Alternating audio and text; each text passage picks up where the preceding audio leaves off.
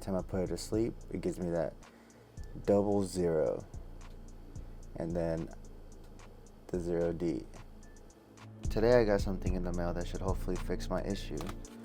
I bought a new RAM kit that I made sure was compatible with the motherboard.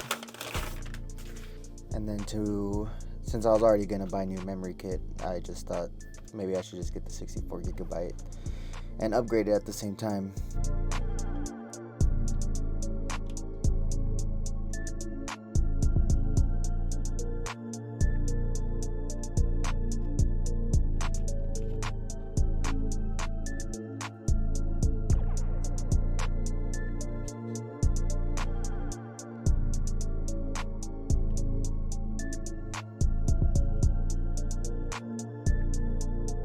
$6,000, which is what I want.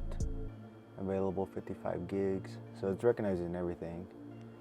Okay, I opened it, and then let's just restart it.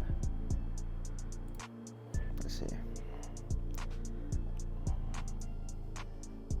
Oh, man.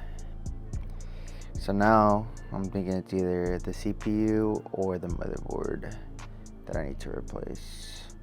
Okay, well, hopefully I should have an update soon. I just need to buy a CPU now, most likely.